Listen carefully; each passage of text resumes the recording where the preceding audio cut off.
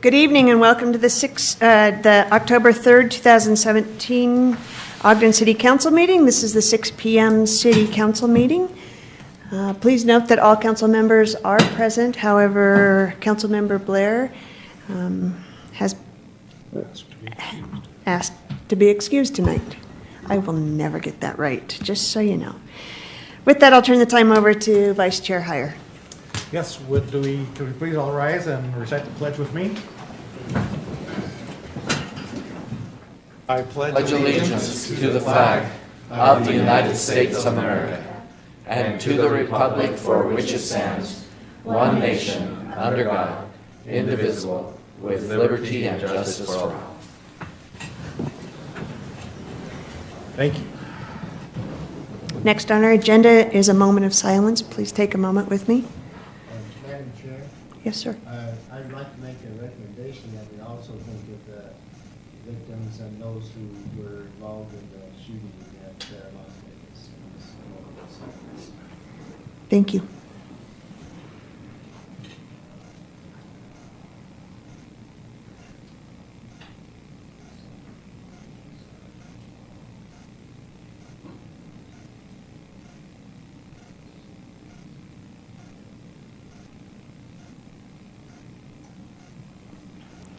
Thank you very much. Next on the agenda is a recognition, and I'm going to turn the time over to Vice Chair Heyer. Thank you, Chair White. It's my pleasure to do this joint proclamation today. This is a joint proclamation of the Ogden City Council and Mayor, declaring October 2017 Community Planning Month in Ogden City.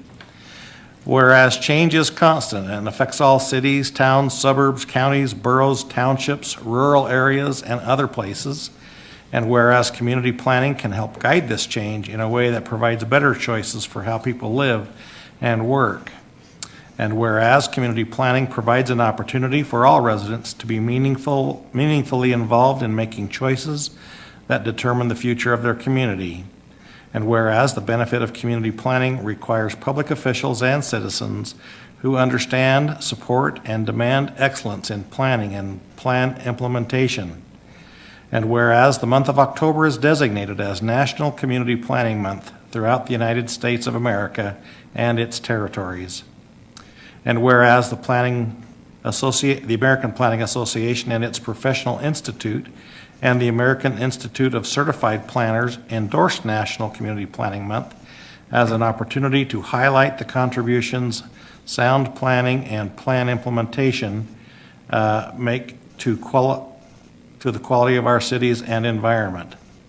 And whereas the American Planning Association's 2017 theme of innovation in planning underscores the important role planning plays in addressing and adapting to challenges faced by the communities in the 21st century.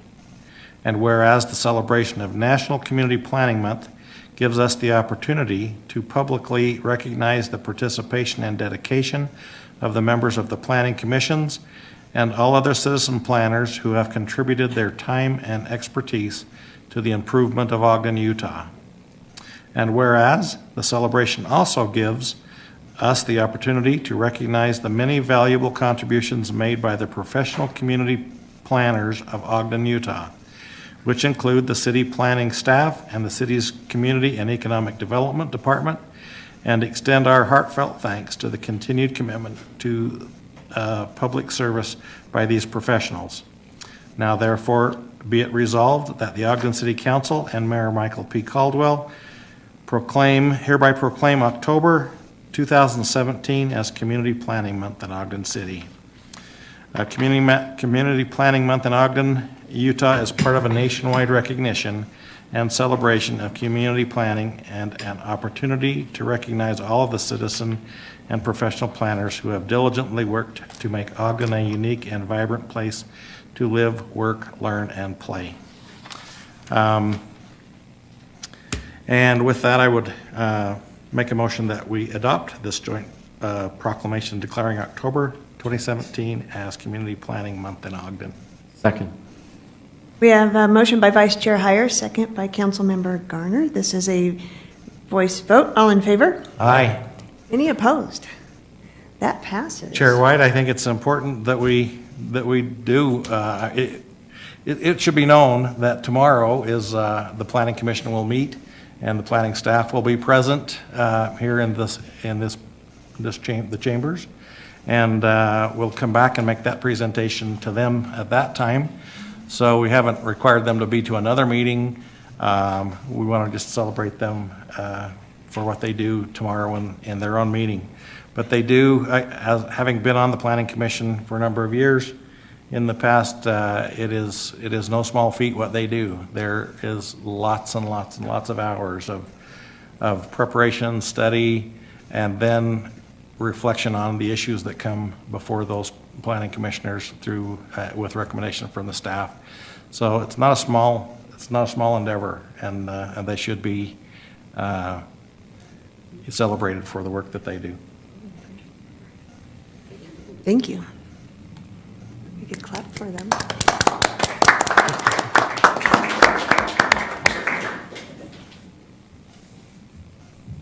Thank you. Next on our agenda is the approval of minutes.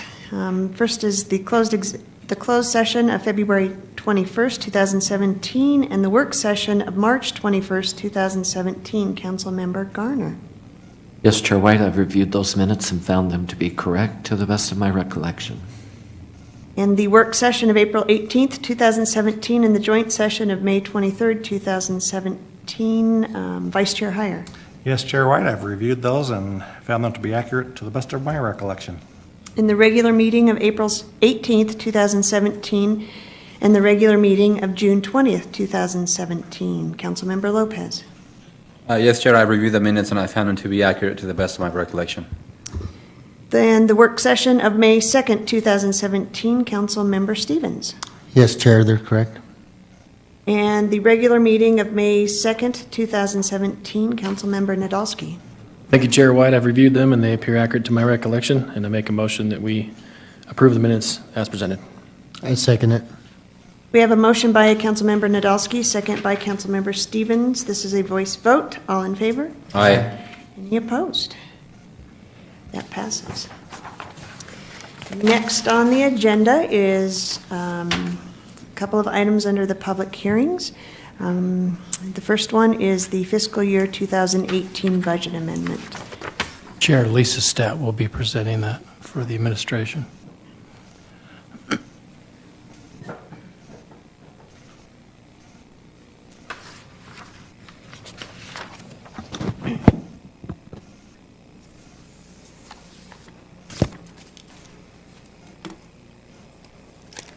Welcome, Lisa. Thank you. It's a pleasure to be here this evening. The action before you is an ordinance to appropriate an additional $1,193,305 in the Ogden City budget. I'm going to quickly review what's included in that budget opening. Reminding the council that every fund is considered its own little self-balancing set of accounts. So I've outlined the revenues and the expenditure by appropriation. The first thing that's listed is an appropriation from the state of Utah. It's a grant for the Justice Court to improve technology in the court systems. This year, the amount is $4,375, and it will be used to improve the security cameras in the Justice Court. The second appropriation is to recognize a federal grant that has been awarded. This is an emergency management performance grant for the fire department, and this will be used for supplies.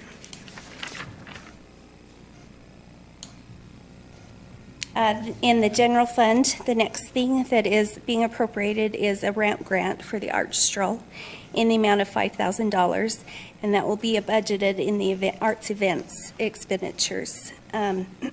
We also have a grant from RAMP for $30,000.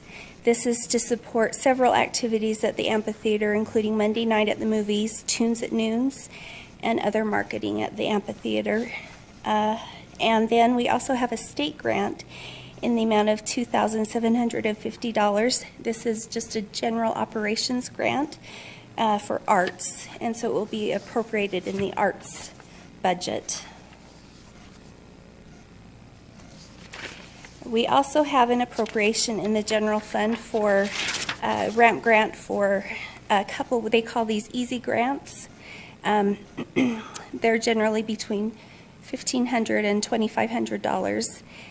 The two ramp grants easy grants that the city has received include support for Cinco de Mayo, which will be held next May, and this is being budgeted in the Marshall White Center budget, and for 4th Street ballpark improvements. They buy some conditioning soil for the pitcher's mound in the amount of $2,000, and that is being budgeted in the recreation budget. Community and Economic Development is also requesting an appropriation from fund balance in the amount of $165,000. This will be budgeted as a transfer to the redevelopment agency for the Swift building demolition and remediation at that site.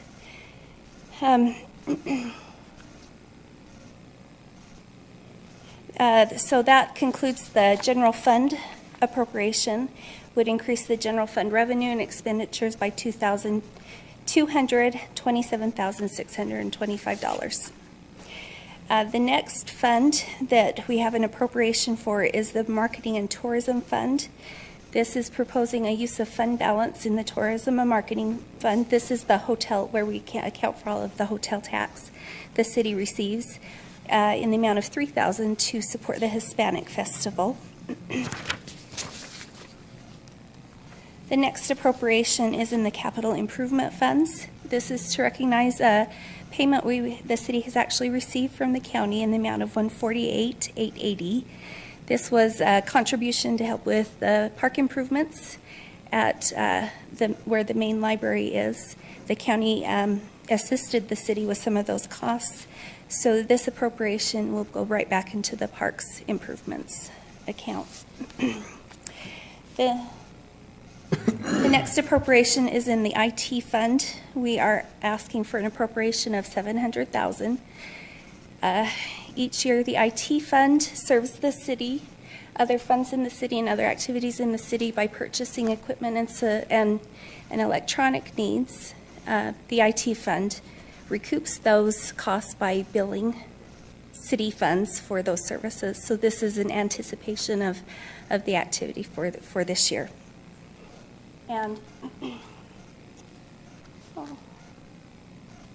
And finally, we have an appropriation in the Miscellaneous Grants Fund for another federal award. This is a law enforcement award. This will go towards equipment and supplies for the police department in the amount of $116,800. And it will also help pay for a part-time crime analyst in the RTCC. And also of note in this budget appropriation is a reappropriation for pay for performance. No additional funds were needed once the 4% raise that was awarded in the budget was allocated. We had to shuffle around some things in the general fund, but the total budget was sufficient to cover those increased wages. So this is an informational item for the council so that you're aware that those have been allocated. And the general fund, the total amount netted to zero, and all of the other funds also netted to zero. So, any questions? Any questions? I just have one quick comment, and thank you for putting that on something that we can see, so that helps. This is a public hearing. I would like to, at this time, open the public hearing up to anyone who might want to talk about these budget amendments. Madam Chair, seeing that there is no movement, I would make a motion that we close the public hearing. Second? We have a motion by Vice Chair Hyer, second by Councilmember Nadolski to close the public hearing. This is a voice vote. All in favor? Aye. Aye. Any opposed? All right. Chair White? If we're expected to vote on these item right now, which Yeah. I'm assuming we are, right? Correct. So I think I need to recuse myself because of that LUPEC item. I'm an active member of LUPEC, and I'm the founder of that organization. And even though it's a small item, I feel better if I recuse myself. Fine. Councilmember Lopez will recuse himself from this vote. This is sorry. Motion. Chair White, procedure dictates that Councilmember Lopez excuse himself from the room. Good point. Thank you. Can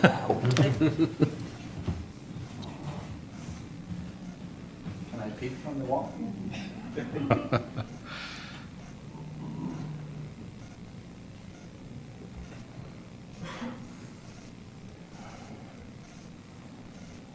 Now I need a motion.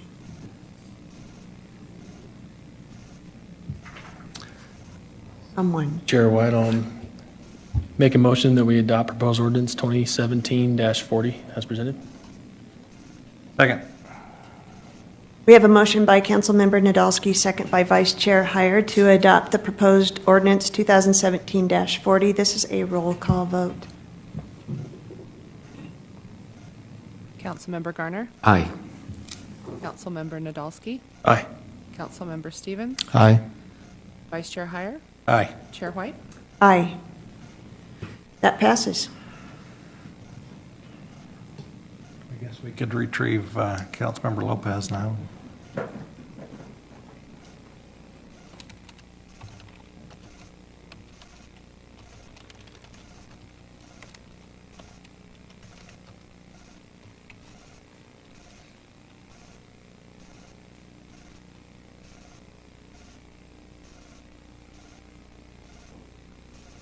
Right as he makes his way up. This next item will be presented by Camille Cook. It's the public hearing regarding the fiscal year 2018 capital improvement plan amendment. Chair White and council members, it's great to be with you this evening.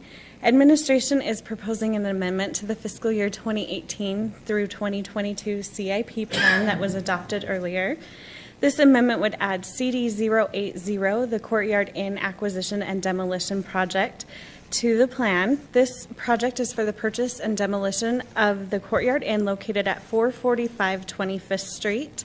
Future plans for this project include developing the site into a public plaza that would help establish an arts district and act as a transition space between the East Central neighborhood and downtown, as well as a pedestrian-friendly corridor between Union Station and the library. The Planning Commission recommended this project for approval with an 8-1 vote and found this to be consistent with the city's general plan.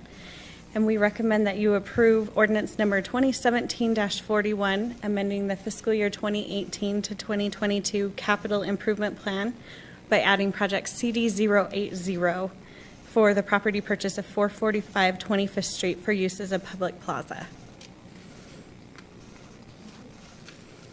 Any questions? I have a question, Chair White. Is there any way to know the dissenting vote, about the dissenting vote? We happen to have Mr. Montgomery here. Yeah, the dissenting vote came from Commissioner Southwick. His feeling was, even though it was pointed out the item the Planning Commission is reviewing is this consistent with the general plan, he still felt he wanted to vote no because he felt the amount of money spent was not consistent with market prices. But that really is not a commission item to look at. They look at, is this consistent with the general plan? Okay. Thank you. And then I have another quick question. Although we're allocating the money in fiscal year 2018, we will not see that. It's for the development of, what do you call it, a park? No. So fiscal year 2018, you appropriated $250,000 toward the purchase of the property, and with a final payment will come for your consideration in fiscal year 2019 budget, and then the plaza would follow. All right, thank you. Thank you. Any other questions before she leaves? All right. This is also a public hearing, and I would like to open the public hearing to anyone who would like to make comment regarding the capital improvement plan amendment. Chair White, seeing no movement, I would make a motion we close public hearing. Second. We have a motion by Vice Chair Heyer, second by Councilmember Garner to close the public hearing. This is a voice vote. All in favor? Aye. Any opposed? All right. Chair White, I would make a motion that we adopt ordinance 2017-41. Second.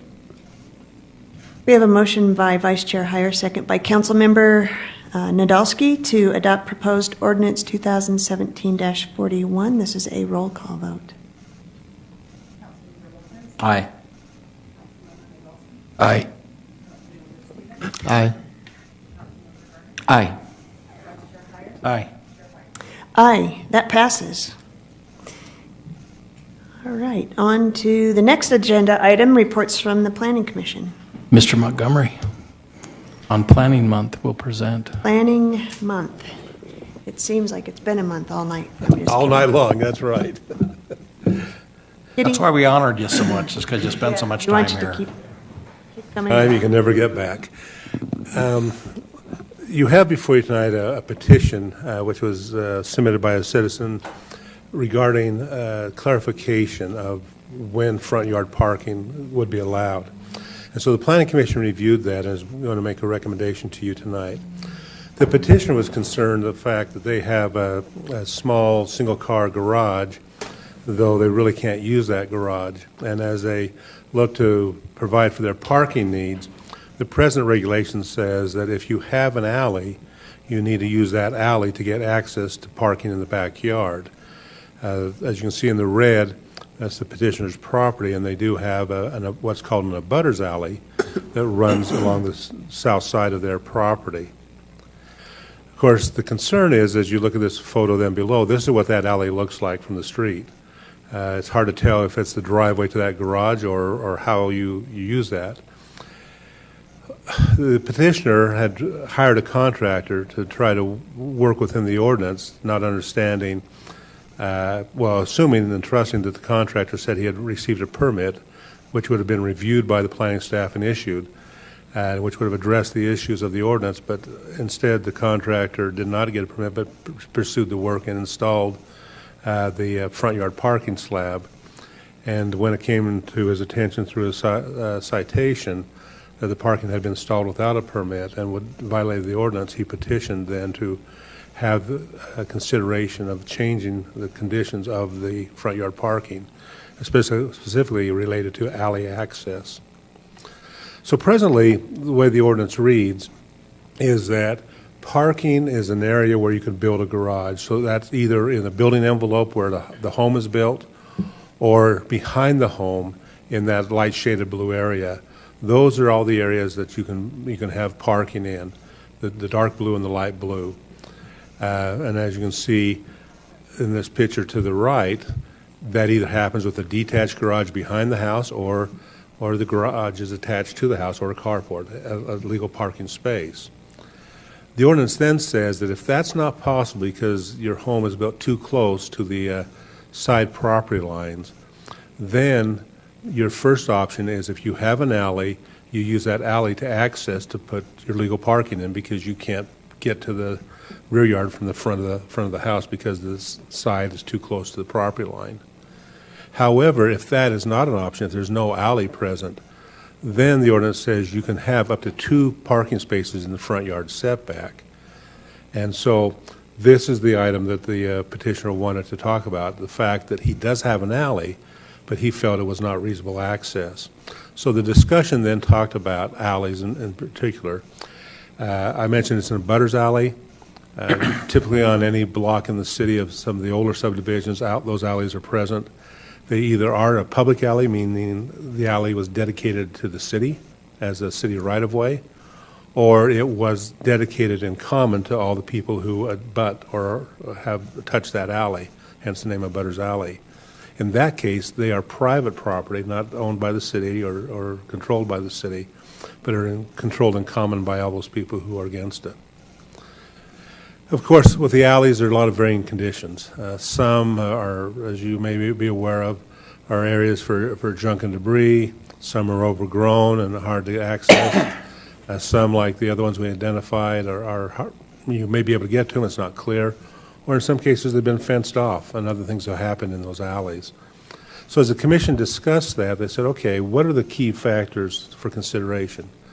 Factor number one was, in this case particularly, while the person had a garage, if you tried to park a car in that garage, you could not get out of the car. The dimensions of the inside of the garage were built to a different standard than any vehicle today, other than I guess a Mini Cooper would accommodate. And so the commission felt it's important to understand that there may be some garages that just are not functional, and that should not be counted against that individual if they can't use it, that they can't get into it, because dimensionally there's a problem with it. Then that should not count as, well, you have your legal parking. So that should be a reason to allow and consider front yard parking. The other item was then a clarification of what is reasonable access in terms of, can you get to it from the side yard? So the ordinance then looks at defining what is that clear path to the side of the property. While 8 feet may exist, physically can you use it? Are there window wells? Are there utility meters? Are there grade separations and changes from the front to the back that make it difficult to access along that side yard? So the proposed ordinance clarifies those type of criteria to make it clear what is reasonable access. The other part that the ordinance then looks at, that the Planning Commission is recommending to you, is how those alleys really are.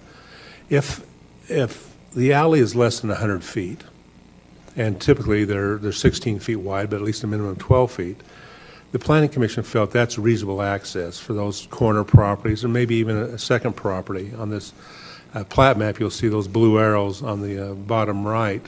There's actually two properties that are within 100 feet of that street from the alleyway, while on the left side, only two properties, one on each side, has access within 100 feet. But that would be reasonable access. Within 100 feet, you can take care of that. You can clear it out. That's not any different than a detached garage behind a home where you have a driveway, that you can still get that distance and clear it out. But if it's over 100 feet, then it becomes more difficult for that person who wants to use that alley to really keep it clean, because other people may be doing things in it that may be difficult for them to try to access it. And so the commission said, we'll create a new definition of what reasonable access is, and that is, if it's less than 100 feet, that's reasonable access as far as to be able to get to parking. But if it's more than 100 feet, it needs to be paved so it can be easily maintained. That's another criteria of reasonable access. If that condition does not exist, then the commission said it's appropriate to look at front yard parking. But they defined it in such a way as to, again, clarify how can you park in that area. Rather than just saying it has to be hard surface, the Planning Commission expanded that definition and said it can be concrete, it can be asphalt, it can be tire runners. For example, on that picture in the upper right-hand corner, you see what those tire runners. It could be sod blocks, that lower picture is sod blocks. It could be block and cobblestone. Those types of hard surfaces would now be acceptable to try to make it more appealing to how that front yard parking would look, to give a variety of options rather than just strictly a concrete or asphalt pad. That these also would be acceptable means to look at reasonable parking. The Planning Commission then, in their recommendation to you, stated that front yard parking should be revised to say that if you have reasonable access, being defined as that alley behind you within 100 feet or paved past 100 feet, if that's a condition, and also clearing the definition of side yard access, that you have a clear side yard access, those are reasonable accesses, so you'd park in the back. If those factors are not there, though, parking in the front yard would be allowed. The Planning Commission recommended that there also be a clarification that the minimum parking width is 9 foot wide rather than the 10 foot that had been in the ordinance before. But this would allow the petitioner, in the case of what he was trying to do, to really be legal with the front yard parking that was established, and also clarify for future people what is reasonable access, because before this petition, reasonable access was if you have an alley, you got to use it. Even if it's not usable, you still have to use it, and you can't have the option of front yard parking. This now then clarifies that can take place if these conditions are met, and they're clear and definable standards of then what becomes that access, rather than just you have an alley, you've got to do it. So the Planning Commission's recommendation to you on a 5-0 vote is to approve this proposed ordinance amendment. Questions for Mr. Montgomery? I have one. Is it up to the petitioner to pave the alley then? If Or is that if they something- desire to use the alley as their approach, rather than the other way, then they would have to do that. And he could work with other properties along that abutter's alley. Because it would be a benefit to other people as well as himself. But that'd be something he would take on again, because generally the city has no control of that alley. Any other questions for Mr. Montgomery? Thank you for listening to us and addressing all our questions during the work session. You're welcome. Thank you. All right. I don't know. Is the petitioner here for this?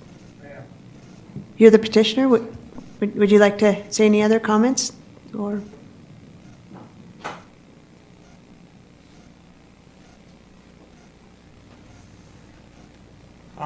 I would just like to add, when we made the improvements to our property, we by no means were trying to circumvent any rules. We thought that we had acted under the correct ways to conduct that business, and it actually wasn't until we tried to get another building permit from the city to further take care of what we'd already done that we found out that the work that we had done was done not in compliance. And so we've done everything that we can to try and come to compliance, and we felt, as the gentleman just spoke very clearly, that it wasn't reasonable for us to try and maintain the alleyway, to remove snow, to grade it out during the summer. We didn't feel like that was reasonable for us to be able to obtain that parking. And so that's what led us to file the petition to amend that. fantastic. That's it. Thank you. All right. Hey, thank you. All right. Well, this is, any other public input to this petition in general? No? Okay. Ready for a motion? It doesn't look like anyone else is. Okay, I'll make a motion then that we adopt ordinance 2017-42. I second it. Motion by Vice Chair Heyer, second by Councilmember Stevens. To adopt this proposed ordinance 2017-42. This is a roll call vote. Councilmember Nadolski? Aye. Councilmember Stevens? Aye. Councilmember Garner? Aye. Councilmember Lopez? Aye. Vice Chair Heyer? Aye. Chair White? Aye, that passes. Well, your house looks nice, at least from what the pictures are. Chair White, apparently we have cut somebody off that wanted to address this. We did ask to receive public input, but do we want to let them come forward? Yes, I'd be fine. Do you want to come forward regarding this? We've already voted on this particular. No. Okay, all right. Next is public comment, so. Okay. All right, next on our agenda is public comments. This is an opportunity to address the council regarding issues or on any topic. Now, would you like to come up, Ms.?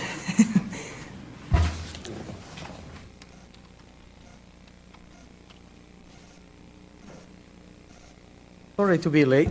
Oh, you're fine. Oh, sorry. Just perfect timing. How's that? My name is Sebastian Benitez for the record. I am coming to talk about some speeding issue we have in my neighborhood. On September 19, my year-old boy, my son, and his friend almost run over by Wasatch Elementary.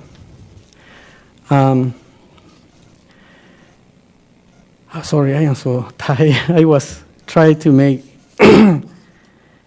on time, but anyway, my petition is to the mayor to take care about the speeding in our neighborhood. Wasatch is allowed 326 students, and I don't want to see any accident there and kill somebody.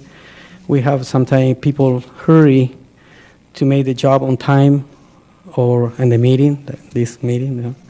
But anyway, I was talking with Daniel Gillis, something. I don't know if he is here or not. I told him to come today. He explained to me the whole process. And I agree with him. And any complaint, anything like that, just the only thing I am requesting is some solution about the speeding in my neighborhood. And Wasatch is really critical, no sidewalk, no flashing. Ben is living around there too, and my boy take bike with his friend and to get to school, and other 326 children too, and that is a real problem for us, and I don't want to see accident or somebody die before we take some action. And a stop sign help, but do not solve the problem. We still have a lot of speeding there. And the stop sign by the corner, the Ben Landowski house, helped something. The 32nd on the Tyler helped too, down the hill. I take the picture just last week and other accident for speeding there. But we need some solution about the speeding by Wasatch. Draper City, Syracuse, they have slow speed bump. It's like big one is, do not stop the traffic, do not stop the vehicle circulation, and a stop sign is stop the traffic, but do not solve the problem. When I drive by Draper or Syracuse, I can drive slow. I don't have an option to go faster because I will damage my car. And I was talking with the mayor and Draper, and I asked him, I asked him, how do you solve the problem? And he said, that helped me. The soft speed bump helped me to keep better around the elementary. I am not talking about high school because they are bigger enough. Our children are wild. They don't know many things how take care better, you know. So your 3 minutes are up, so I Thank have you. to cut you off on that. Thank you, and I will continue talking with Daniel, and I need some result. And there is my letter, my offer to the city about budget or whatever we need, you know. Right. Thank you very much. Thank you, neighbor.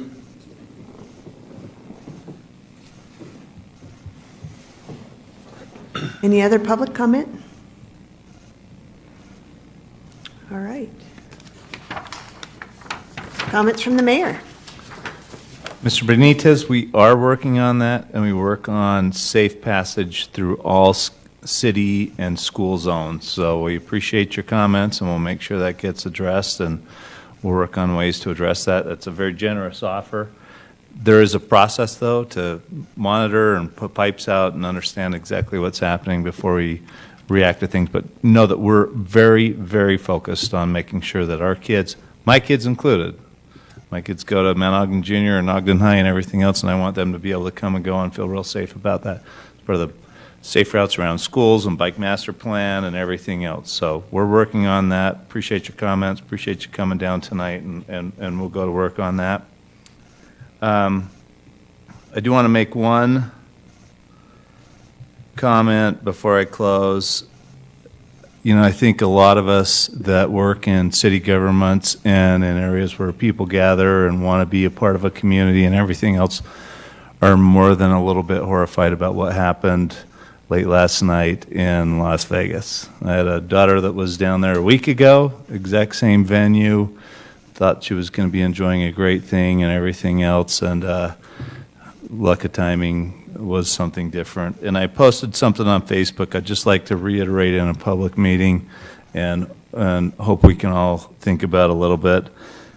And it's always been funny when I've said this, but those of us, Ben, you might not be in a part of that. Luis, you may not have been here for some of that, but Mr. Rogers had a great comment, and I've said this a number of different times, when he got really scared and something ugly happened, and there was a lot of anxiety and everything else when he was a young boy growing up. And he said his mom used to always tell him, in any ugly or scary event, look for the helpers. You'll always find people who are helping. And in any event like that, you have one person that's made a terrible choice, a terrible decision, and that gets to be how the news media and everyone else covers it. What gets lost are the hundreds of people that rush in and all the people that are willing to help and everything else. I'm proud of Ogden for being a community. We were recognized as the second most charitable community in the world. I think our men in blue and in red that run in when everybody runs out are great examples of that, but I hope we can all be helpers, whether we're in blue and red, or whether we're donating blood, or whether we're having compassion and finding ways to help each other out. That's what defines the communities we live in. I'm proud of that. I was heartbroken, couldn't even watch the news after so many of these kinds of events that we've seen, but as Mr. Rogers' mom stated, son, focus on the helpers. There's always stories about the helpers and those that are willing to do what nobody else is willing to do. And that's the real story, that's the real narrative of America and some of our communities. And so, got one over there. I'm sure none of the others will listen. But thank you all for what you do. Thank you for your service. Thank you for all those volunteers that step up when other people don't. And it's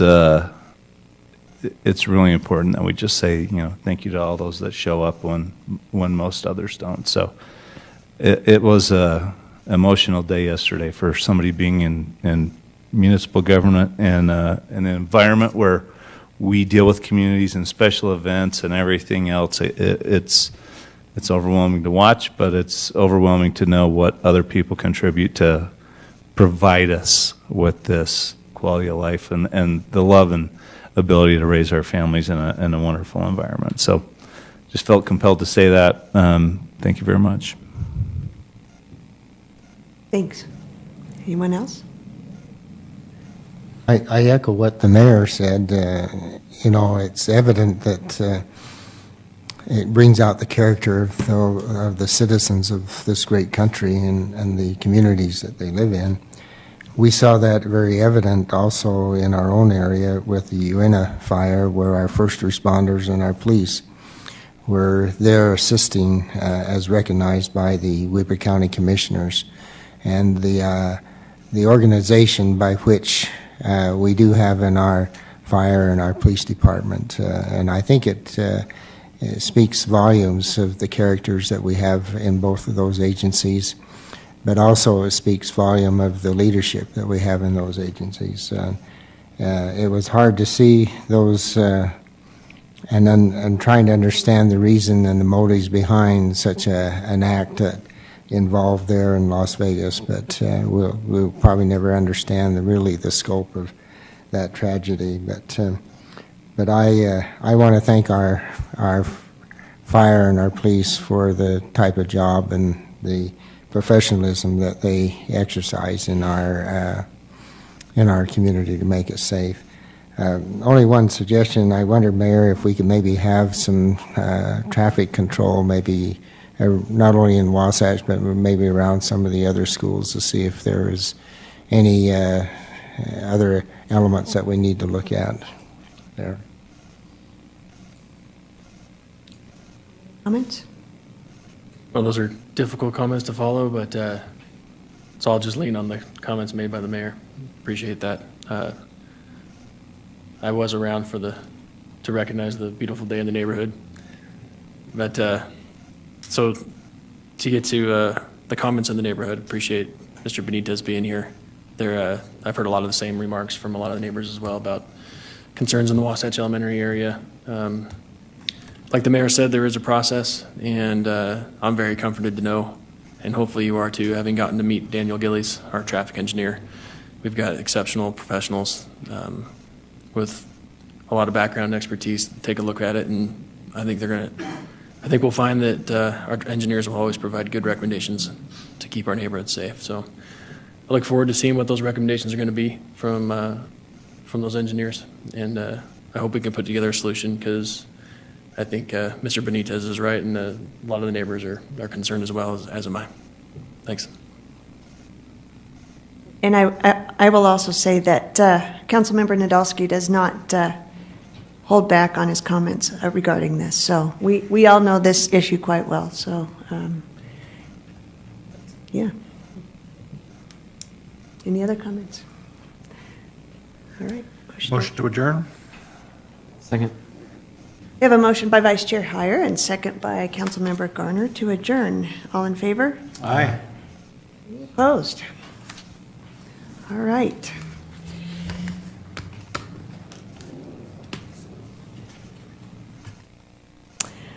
All right, that's getting faster. We're moving on to our special redevelopment agency meeting of October 3rd, 2017. Please note that all board members are present. However, Board Member Blair has asked us if he could be excused for this evening, and we said yes. How's that? That was good. Okay. Very smooth.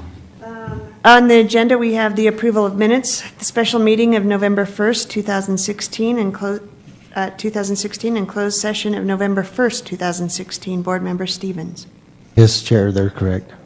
Special meeting of December 20th, 2016, and the special meeting of June 20th, 2017. Board Member Nadolski.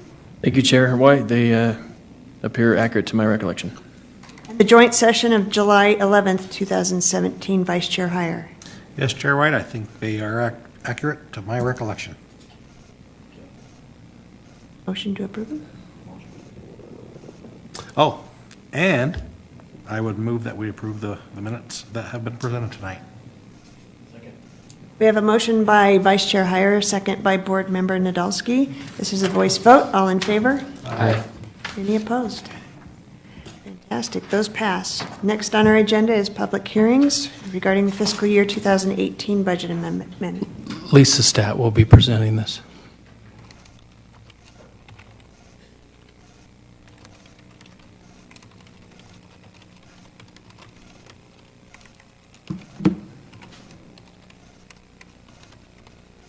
The resolution before the board this evening is to appropriate a transfer from the general fund in the amount of $165,000.